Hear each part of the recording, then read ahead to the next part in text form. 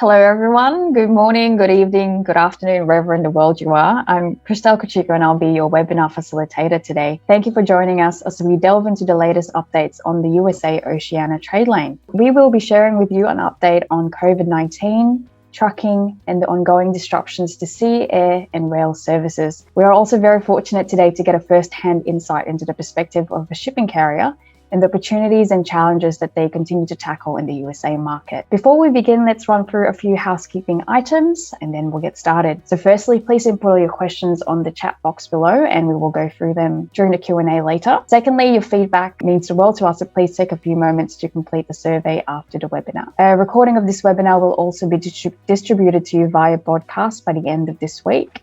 And lastly, perhaps the most important is if you have any questions after the webinar, please don't hesitate to get in touch.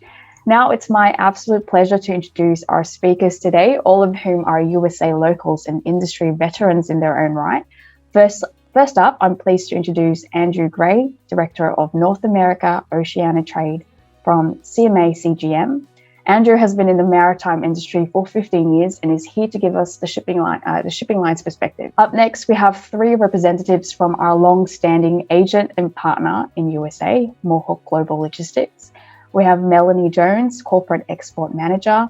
Melanie will be giving us an insight to the day-to-day export operational challenges they are facing for all cargo coming out of USA to Oceania at present. We also have Rich Roch, Senior Vice President, and Anthony Pagnotto, Vice President, both from Mohawk Global. Both are here to provide a top-level insight on government and industry plans and actions in the face of today's supply chain challenges in the USA. Last but not the least, it's my absolute pleasure to introduce our very own Stefano Gandolfo, General Manager at Mondiale VGL USA. Stefano is here to provide an update on imports coming into the USA and also share with you the various solutions that our team here at Mondiale VGL is currently offering our customers to navigate through such a challenging time in the USA market. So first up, I will pass you on to Andrew, who will be providing an update on the perspective of the shipping line, CMA CGM.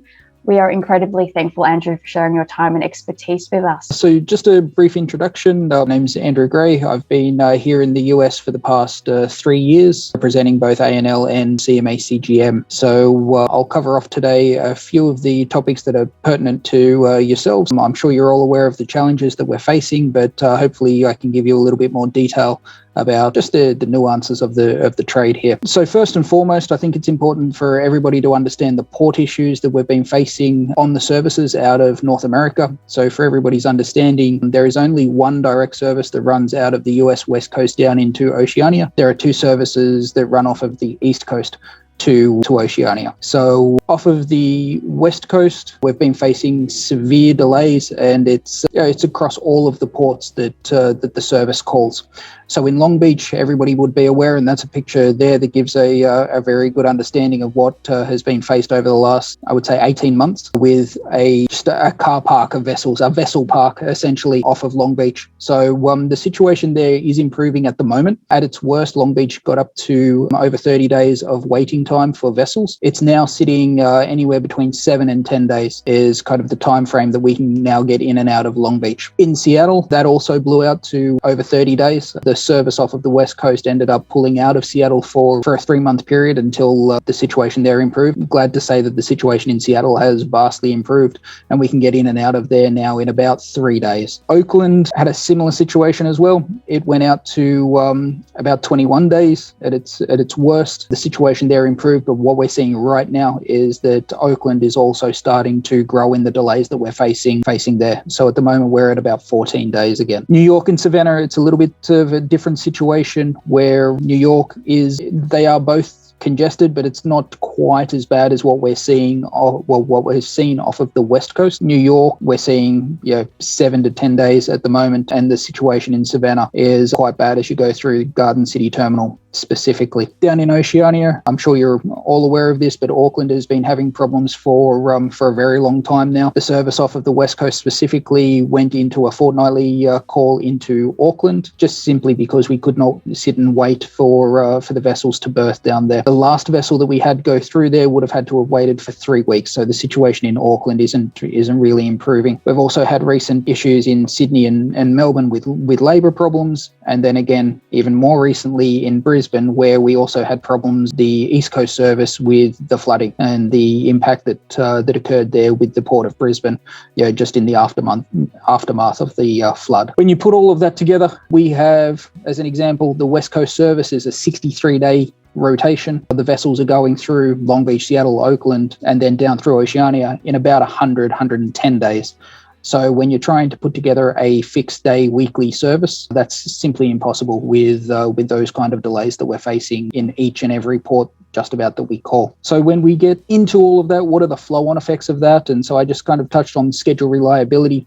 Schedules were historically based on fixed rotations with weekly departures. This is now not the case. We're trying to get in and out of ports as quickly as possible. We're working with terminals to try to come up with solutions to get our vessels in and out. Sometimes they can accommodate us, other times they can't, and we're just sitting and waiting in queue, unfortunately. The next problem that we have, because certain ports are more congested than others, what eventuates is that we have this scenario of vessel bunching. So where we were waiting for 30 days in, say, Long Beach, at one point we had 4 vessels sitting off of Long Beach for the same service. What that means, we get 4 vessels sitting there, we eventually get through those vessels, and then you see a large gap in the schedule later on as we come back around. You're not seeing weekly departures. You're seeing, perhaps once every fortnight. At its worst, it was about once every 3 weeks. That then leads into other challenges. So when, of course, all of this was going on, our service was not the only one impacted. It's important for everybody to understand that this is really an industry-wide problem that we're facing. It's impacting all services going specifically into the West Coast. That then feeds into other problems that we have, and this is where it becomes very difficult for things like receival windows. So the terminals want to get vessels in and out as quickly as possible as well. So they will cut down on things like receival windows, where we would usually in the past have 4 days of receiving and then possibly a late gate on that 5th day. We were getting 2 days of receiving. We're now able to work with about 3 days, but that then has a huge impact for the trucking community, the rail community, trying to get all of those boxes into the terminal in a much, much shorter window than what we've had in the past. As vessels move around, that then has an impact on ramp cutoffs as well. So inland cargo, where we're trying to feed cargo in from, say, the major hubs of, say, Chicago. There are usually fixed ramp cutoff times. When vessels are moving around, that has a huge impact on those things. So what we would see is large amounts of cargo being advanced to vessels because they're put on the rail early. The vessel slides, it gets into Long Beach, and then we're having to advance cargo. So ramp cutoffs has been a huge problem for inland customers as things move around. Additional to that, once the cargo was getting to the terminals, the ramps in Long Beach,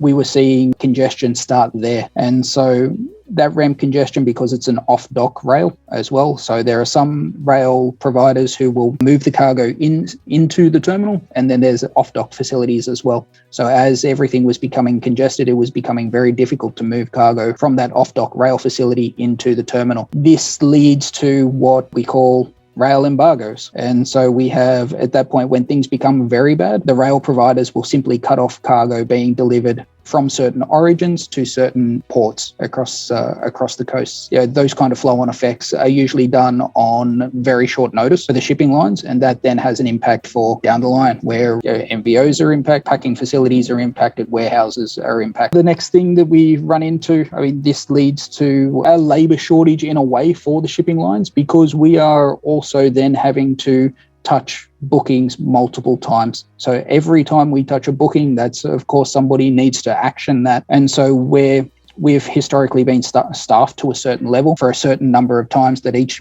particular booking would be actioned. Over this last 18 months, that has blown out considerably, where each and every one of these adjustments that are made, moving bookings forward, moving bookings back, changing cutoffs, that all impacts the ability of shipping lines, and all shipping lines, that would be impacted by this in their ability to respond to customer inquiries, get things updated as quickly as you need and want. So we faced a lot of that. The next thing that we had an impact on was the chassis situation. So chassis is something that isn't a usual problem, I would say, that we encounter in Australia, Australia and New Zealand, like we do here in the US. And so this setup here is quite different to what we have down there. And where you're talking about a common pool of chassis in the US here, it became very, very difficult as cargo slowed down in its movements. Of course, those containers are sitting on chassis, and therefore that becomes an even larger backlog for us. All of these issues have had a major impact on the amount of cargo that we can move and the timeliness that we can do it in. The last point there is really the impact that it had for us. So over the course of 2021, what we should have had usually about 50 sailings per year. We do a couple of blank sailings in the middle of the year during the slack season. Last year, we dropped down to 37 departures. So all of that capacity was taken out of the market. It made things very, very tight, but that's just simply as quickly as we could get the vessels around the rotation that we had in place. That gives you a background on what we've really been facing over the last 18 months and kind of up until now. We're seeing things, as I said, improve on the West Coast, which of course is positive. We're getting through the problems that have really been an issue for those past 18 months, but there is something that I think everybody down there should be aware of, and that is the union up here is in their negotiations at the moment. As of July 1, that's when their current contract is up, and if the negotiation isn't completed by that date, there's a possibility that we will end up back in a strike situation, which would lead back to congestion again on the US West Coast specifically. So that is something that people should be aware of. Unfortunately, there's not a lot that we as a shipping line can do in that situation where we're of course still going to have to send the vessels here. There's not too many options that we have for sending cargo to other ports of discharge in the US. We can't transship as well. We can't, of course, there's what they call the Jones Act, which doesn't allow us to transship cargo and go specifically into one port and try to get it to another port through those means. So it's something to watch. I think everybody should try and keep abreast of this situation over the next 3 months, because it will have a major impact if they're not able to reach an agreement. On the East Coast, congestion is still continuing. There is, however, now more capacity in the market. The service there, which was a fortnightly service, has now gone to a weekly service. So that will assist with getting cargo away, which wasn't there in the past. So that service is, we had a service that was weekly all year round. There's now a second service, which is weekly year round, and that will really assist. So just quickly going back to the West Coast, if the congestion improves, if we get through the ILWU negotiations without too many issues, we will have more departures, and more departures means more space, and more space means it's easier, of course, for you guys to get cargo away out of the US down to there, which in 2021, we didn't have really a slack season. This service off of the West Coast has been sailing at 100% utilization for nearly 18 months now. If all of that can be put together, fingers crossed, we're looking a lot better than what we have for a long, long time. Thanks, Andrew. Now let's move on to the local situation in the USA from an Asian and local office perspective. I'll pass you on to Melanie, who will be able to give us an update on trucking issues first. And then, of course, Rich, Anthony, and Stefano, and Andrew, please feel free to step in at any time to provide your perspective and insight. Hello, everyone. Just to start off with our trucking slide, trucking and dray carriage is just a portion of the international transportation routing, but it's proven to be very problematic over the last year, and it continues to be an issue. It's just a reality. Just like many industries, the trucking industry is also experiencing labor shortages due to COVID. Some drivers are just leaving the market to change careers. Some have retired. It's just basically left the power in the truckers' hands, the drivers' hands. The control is with them.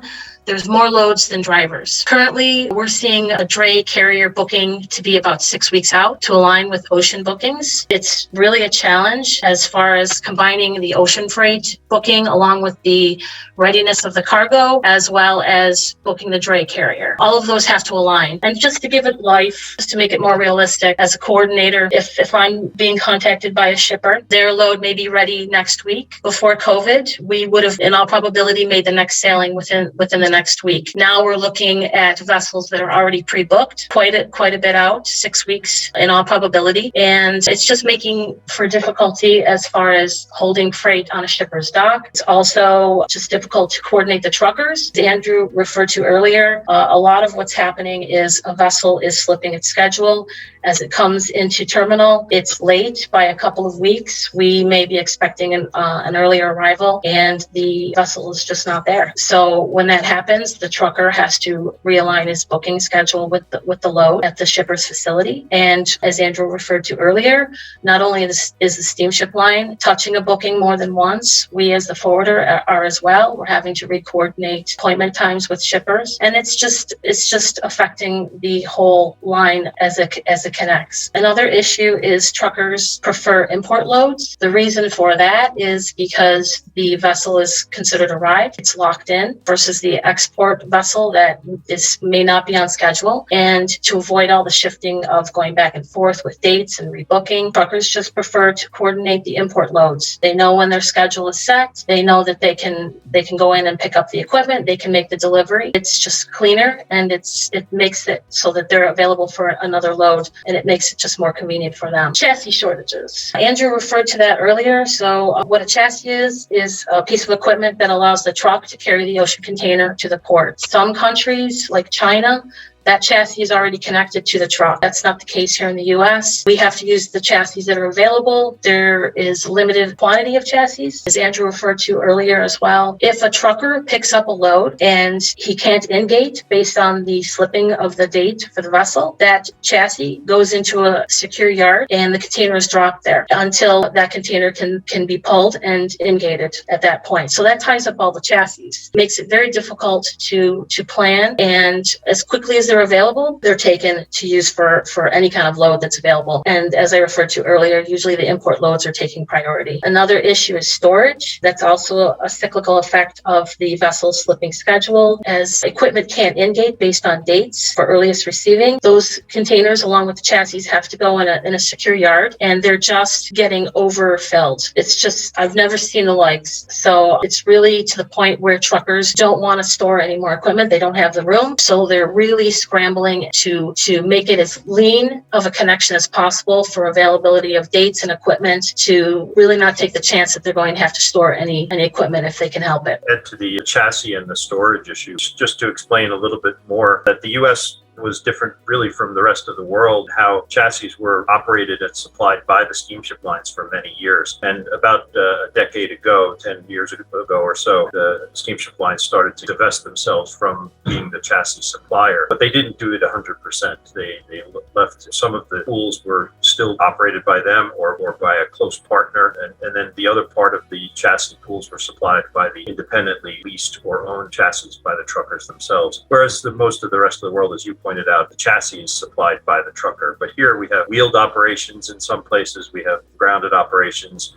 Chassis get dropped. Chassis get used up because of containers sitting on them as storage. And then we have this empty return problem in the U.S. where we can't always return the empties in a timely fashion. So the empty container is exacerbating the chassis shortage by sitting on there waiting to be returned. So we do have a pretty large chassis issue in this country that's really unique to the U.S. more so than the rest of the world. Just one other comment to throw in, with regarding to trucking, the U.S. trucking supply has been on the downward. There's been tremendous downward pressure on trucker availability over the last 10 years as we continue to struggle recruiting new drivers, and the profitability due to some of the congestion that we've seen at the ports and terminals, some of the challenges that we've discussed has become lower for drivers. People have left the industry, leaving just a general lack of available truckers like we've never seen before. When you compound that with the explosive demand that we've seen fueled by the U.S. economy and the purchasing during the COVID period here with U.S. imports, we've just seen an enormous number of loads for every available truck. And with that, truckers have become extremely choosy. And we'll talk a little bit about forecasting and other things about how to become a more attractive shipper. But right now, it's from a trucker point of view, it's seller's market for them right now, and certainly something we need to work through. One last item as far as what we've seen recently in the last few weeks is fuel increases. We know what's happening globally between Russia and Ukraine and Belarus.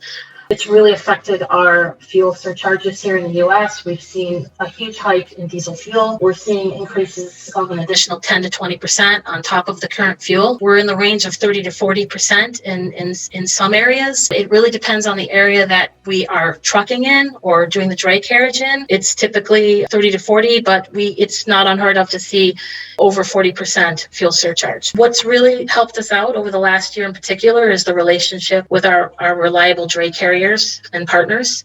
It's been key to staying on top of the issues and also expanding our dray carrier pool to accommodate the current market. It's, as an importer and an exporter, it does help to provide as much notice as possible, which is what Anthony was referring to. Really forecasting for regular lanes. Forecasting may not always be possible if they're one-off shipments, but as much notice as possible just to assume that space is not going to be readily available. We've also been taking advantage of street turns for containers and chassis equipment. And what a street turn is when an import container is made available before returning it to the terminal. So we've been able to take advantage of that and use it for an export shipment.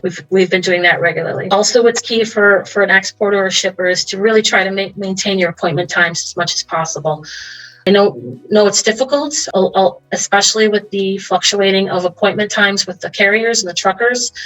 But we have seen where shippers will hold up a trucker for 4, 5, 6 hours, even when he's had an appointment time. Vessels have been slipping schedules noticeably since fourth quarter last year, and we're seeing about a 2-week delay, which Andrew had advised earlier on his slides. We've also been seeing inconsistent information regarding vessel arrival, which affects when we can load the equipment with the shipper and when we can return the equipment to the terminal. Andrew had referred to in the past where we could see return dates being 4 to 5 days, where we could actually return the equipment. We're now seeing 1 to 2 days. That's a really tight schedule for a trucker to make. Typically watching the terminal dates, we're watching the steamship line dates, and we're also tracking the vessel on tracking online, just to give us an idea of where the vessel is. It's daily. It's very time consuming, but it's necessary. It really is, because if you have no idea when a vessel is actually arriving, puts everything behind schedule, makes it almost impossible to get the load picked up. Space issues continue to be tight for Australia and New Zealand, in particular to direct service, which direct service is most desirable by everyone. They want to get their freight to destination as soon as possible. Transship points can get congested, and we have seen delays at transship points go beyond a couple of weeks sometimes. Volatility as far as BAFs and GRIs. So BAFs are in relation to the fuel, as well as general rate increases to cover costs for steamship lines. A couple years ago, rates would be really consistent. You wouldn't see much fluctuation other than peak season. Now, what's happening is fuel is changing price, cost of moving equipment is changing price. So we're not getting much notice on BAF fluctuations or GRIs. Imbalance of equipment at terminals, we're seeing that as well, in particular on specialized equipment such as flat racks, open tops, or refrigerated containers. If you have general equipment, that's usually not an issue, but in particular, the imbalance is on the specialized equipment. Steamship lines are also experiencing labor shortages. Andrew had mentioned earlier, there's just not enough hands for all the times that coordinators or agents are having to touch a booking. They're having to rebook, cancel bookings, just a lot of additional handling that's really adding to the time and amount of time that it takes to work on a booking. Port congestion continues to be an issue and can vary at any point. I think at one point recently we had advised New York was at 28 vessels anchored. Was that about right, Rich? Right, as an all-time high. We've never seen that before. And LA congestion has improved.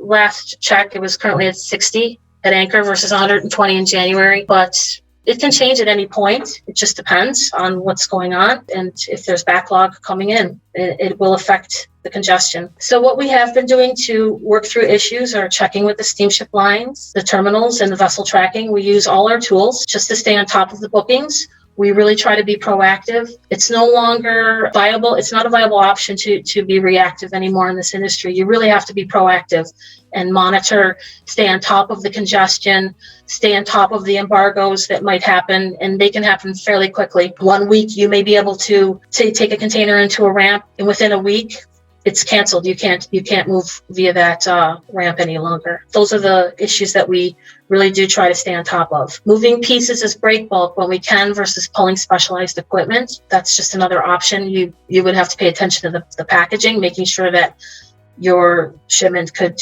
withstand break bulk movement. Offering transloads, that's always been an option. Some shippers don't like to do that because it means that someone else is putting the equipment or the cargo in a container. Sometimes it's the only option available to get your freight moving or to get it off dock. And we do have reliable partners, we trust, and they do a great job.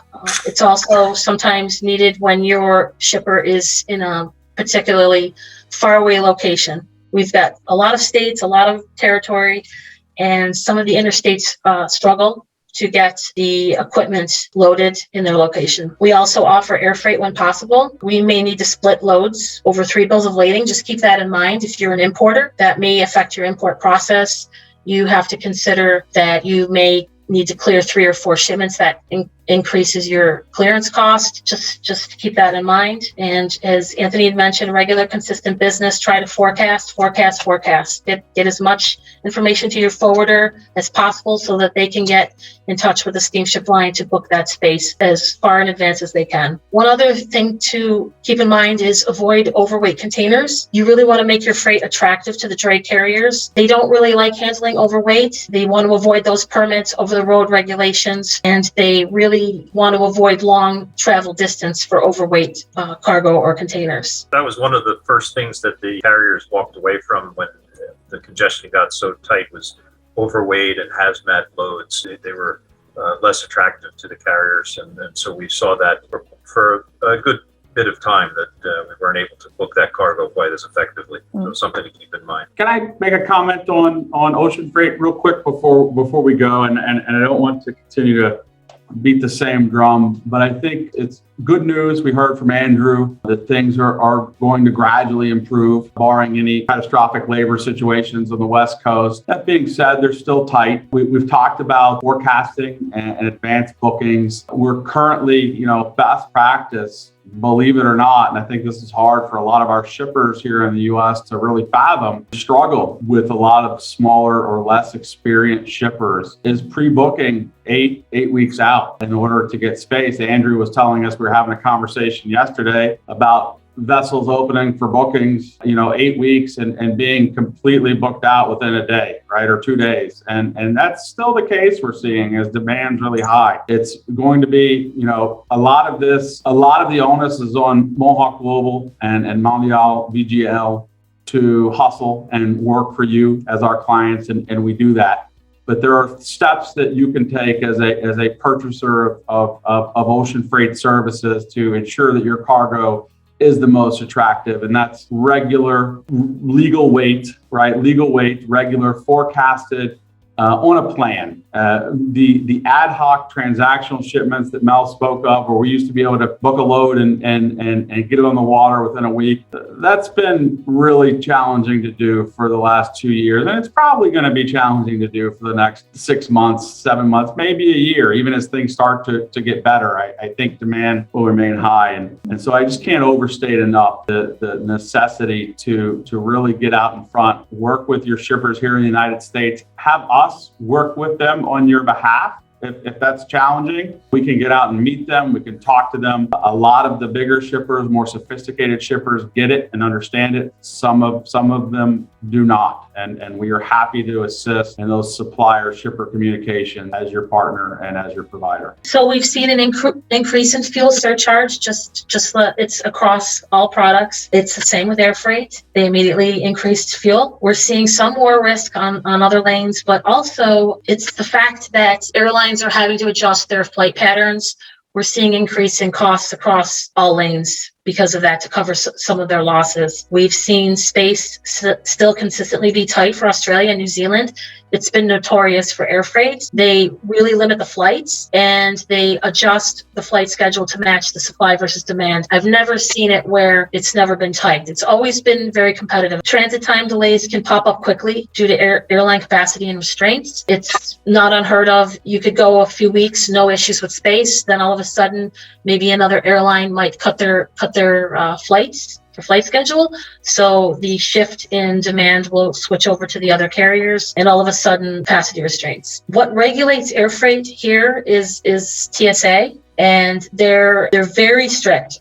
So not every trucker is a TSA approved trucker. It's something that is specific. It's a specific requirement to be a TSA approved trucker, and TSA, you have to apply for the privilege to be a TSA approved trucker. That being said, the demand is very high. A lot of freight that's ocean freight is shifting to air freight, so the TSA trucker is not as available as it used to be. In particular, for hotshots, we've seen cases where shippers are behind schedule and they have to get a load picked up quickly. We may have to use a hotshot, which basically is a dedicated trucker, dedicated to your load to pick it up from a shipper's facility and take it right to the airline. There's no cross-docking, and in particular, those are more difficult to find if the load is an extremely large load. Say it's an ocean shipment that maybe had 23 pallets and you're going to pretty much take up a whole truck. That's just something to keep in mind. And also too, they're very expensive. Importers and exporters should really consider the packaging too. If they're going from ocean to air, a particular packaging type, which you may,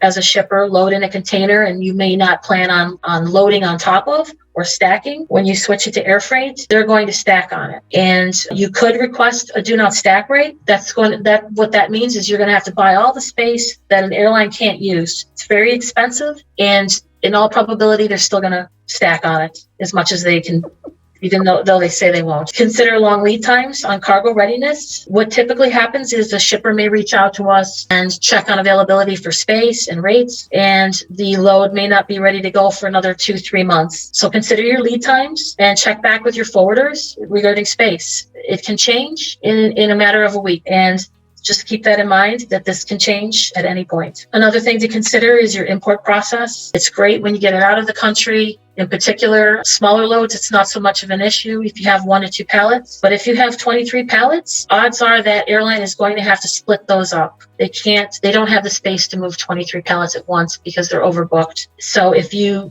consider that on the import side, that means if your freight doesn't arrive all at once, you may not be able to clear it until it all arrives, if it's all on one bill of lading. Another thing to consider is if it is split up, you're going to have to do maybe 3 to 4 different clearances and make 3 to 4 different truck delivery arrangements. So just keep that in mind as product flows through. You also want to work with your shippers to make sure that they may have to break up the invoice documentation. Maybe a sale was on one invoice, will now have to represent across 3 different invoices if the load is broken up. So our opportunities, what we do is we stay in touch with the airlines for space openings. We get regular updates to capacity for lanes. If airlines have space, they want to sell it. So they will reach out to us, and we have really excellent relationships. We try to take advantage of charter space when offered. Whether we book that ourselves or align with our air consolidator partners, doesn't matter. It's just taking advantage, and the key is communicating across airlines, working with our consolidators, and just really staying on top of the space and exploring different routings when needed. That's another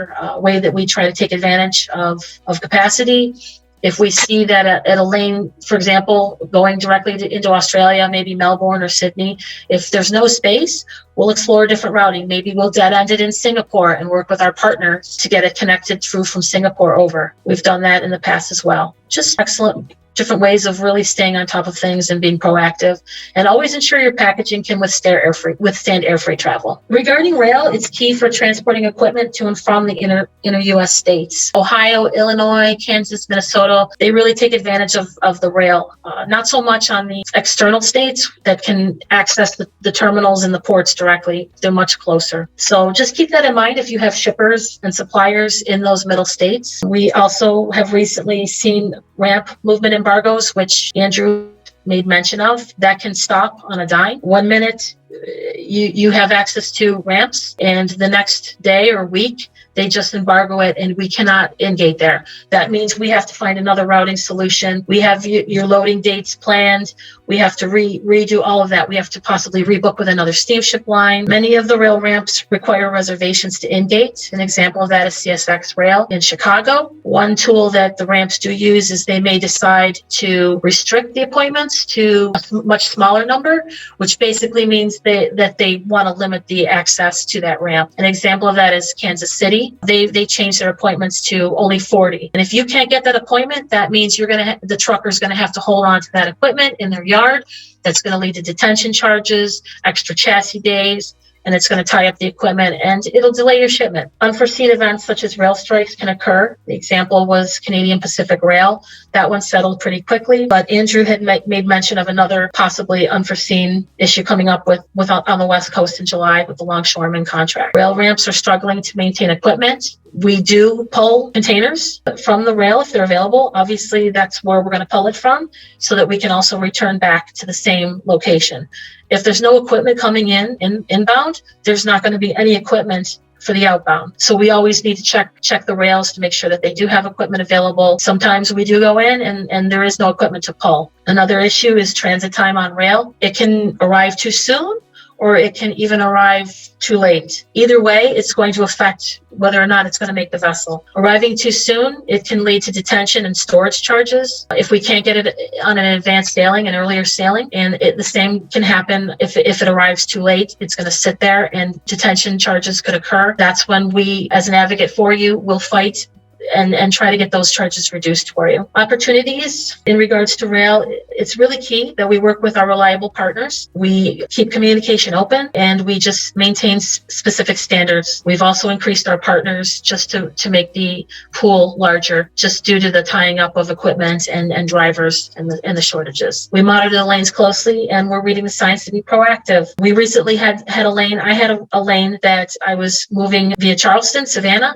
had to switch it really quickly because there was congestion, there was an embargo, the rail wouldn't move the containers to Charleston, so we had to switch it to Norfolk. Communication is key to getting the best service that we can provide for you. It's interesting that we look at COVID being the biggest disruptor of all, and as we went through the congestion issues and different waves, we had some other unforeseen events happen, like the Ever Given getting stuck in the Suez Canal. All these have knock-on effects to the ability for us to get back to normal. And so as we look forward, we want to come out of this whole situation in the next year or so. We feel that we're going to be able to see less congestion, but the cycle has unforeseen events. COVID, especially now in China, has some outbreaks that's shut down Shanghai. We know that the longshoreman issue you've heard it mentioned a couple times is coming July 1st. We have the ongoing invasion of the Ukraine by Russia that's impacting not only ocean freight, but air freight. The fly zones over Europe and Russia have been all impacted. And so we have these different issues. There's unforeseen issues that are coming as well that we just don't know about. Right now we have an evergreen ship stuck in this Chesapeake Bay. It's not blocking anything, but these are the kinds of things that can happen that can be disruptors. So, just something to be aware of, that, our forecast is that, we're going to have some new builds delivered in 2023. As we go through this year, we may see fourth quarter and easing in terms of congestion, and going into 2023, we're hoping that the delivery of new builds will help bring us out with more capacity to be able to handle this demand. The demand shock continues, and so far, until there's a big change in that, we're not going to see too much of a change in what we have as far as congestion. The other thing we're looking at is the cost of moving containers. And the cost is big today with the fuel surcharges that are being added onto air freight and ocean freight. As we look at the fuel crisis that we're going into, particularly as a result of the Russian aggression. These are things that are with us now for a little while, and it's going to take some time to get out of. First of all, let me say that it's a pleasure to be in this webinar, and thanks, Christelle, for the great job you did putting this together. Yeah, I'm the general manager here of Mondiale VGL offices, and I'm Italian. I moved here 4 years ago, and as you can imagine, I'm mainly focused now on US import for European trade lane. I do work very closely with importers here in the US. Most of them are not only customers, but nowadays are also my friends. And I do share with them the frustration of the craziness of the supply chain, resulting for them in higher costs and much longer lead time, putting them in a bad position with their own clients here in the US. So the situation that has been described until now from both Andrew and Melanie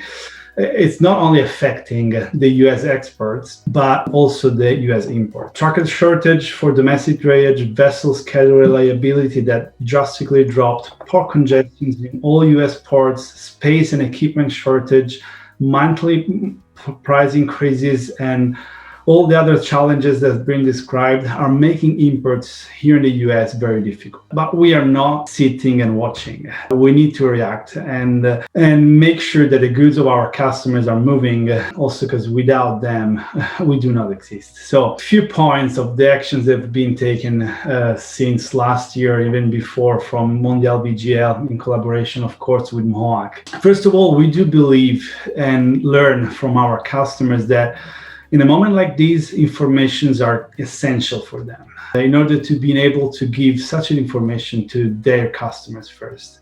So we do monitor all ongoing shipment, and we do proactively update all our customers on delays or issues during the ship. But not only. Because of the schedule reliability that dropped drastically, and as Andrew also said, the number of vessels departed that usually was weekly departure now are dropped like to 2 departures a month. We're trying to track vessels Voyager in order to check if they're on track or not with expected date of departure from origins. And usually not one of them is actually on time. So we do suggest to our customer alternative vessels in order to get closer to their expected arrival date here in the US. And on the other hand, we worked a lot with the steamship line, with the shipping carrier actually, to secure service contract for them with named account contract. That would give us space protection and allocation, making sure that we will be able to move their cargo when the vessel is obviously available under departure port. We will be able to have equipment and space availability for our customers to move their cargo here abroad. And thirdly, we work hard in order to consolidate all our relationship with all shipping carriers. Usually, freight forwarder has 1 or 2 main carriers that we've been working for years, but since the last 2 years, we did focus our effort in order to improve and strengthen our relationship with all shipping carriers, in order to being able to have a portfolio of vessel departures to give to our customer. And also, of course, as has been said, and we are opening bookings with multiple carriers in order to secure space for our customer. And when it comes down to alternative routing, we do suggest alternative routing to our customers that has to ship in the US, providing, of course, transload and delivery to the final destination. And last but not least, of course, we're working very closely with the air freight providers. So all airlines, from obviously most Americans airlines, from Delta, United, in order to secure space and allocations for the goods that needs to be moved in the US. But also we do work a lot lately with the freighters cargo provider. So in order to move also bigger cargos in the US that nowadays is not possible to do in a short time by ocean. So our first question is from Sue. What's the current booking windows for Chicago and Los Angeles? I touched on that at the beginning. Ideally, we're looking at 8 weeks out. There's some variability by line, by service, by East Coast, by West Coast. But right now, we can typically get bookings 6 to 8 weeks out. And we would strongly encourage to have notification of freight 8 weeks out. Thanks, Anthony. We have a question from Mark, and probably this is best for you to answer, Andrew. Have the lockdowns in China impacted shipping line operations and services from USA to Oceania? Yes and no. So not directly, to answer your question. So the flow-on effect there, or the flow-on effect that will happen, is as these vessels eventually get through China and come back to the US on the Trans-Pacific service, that has the ability to have flow-on effects for the terminals on the West Coast, which then could potentially impact our service heading back down to Oceania. So no, not directly, but indirectly, in the longer term, it could potentially be an issue. Thanks, Andrew. Our last question for today is from Charlotte. She's asking about equipment issues. What type of equipment is harder to get, 20-foot or 40-foot equipment? And are there some areas in the US where it's more difficult than others to get the equipment for export from USA? Not too dissimilar to what happens in Oceania. There are a lot more 40-foot boxes coming into this country than 20s. That said, there are certain areas, inland areas, that are much harder to get boxes. It's not necessarily a one-for-one. Of course, the imports coming into the US aren't automatically matched back with an export. So yes, there are certain areas across the US inland where boxes are difficult to come by. Shipping lines also spend a lot of money getting boxes back out of inland areas in the US as well. So we try to put them into the demand areas for exports as much as we possibly can. But of course, there's an overflow of boxes in the inland. And so the majority of shipping lines will want these boxes to get back to those deficit areas, get them back to Asia as quickly as possible. So shipping lines are spending a fortune getting boxes back out of the inland with the rail to the ports. Andrew, one thing I'd add, and I appreciate that answer, we've seen success. I think the bigger challenges come on the inland container areas, the rail ramps, the inland container depots for 20s or 40s. And the best success that we've seen for clients with a lot of cargo coming out of a Midwestern location is willingness to diversify U.S. port of exit, meaning we've got some clients that will move out of Kansas City, St. Louis, Des Moines, Iowa, or Chicago, all at, fairly different rates. We go with kind of the least cost option first, but move around in order to find that equipment. And so that's one of the potential options and the flexibility that can help support getting equipment when times are tough. Thanks everyone for joining us, and thank you to our panelists, Andrew, Melanie, Rich, Anthony, and Stefano.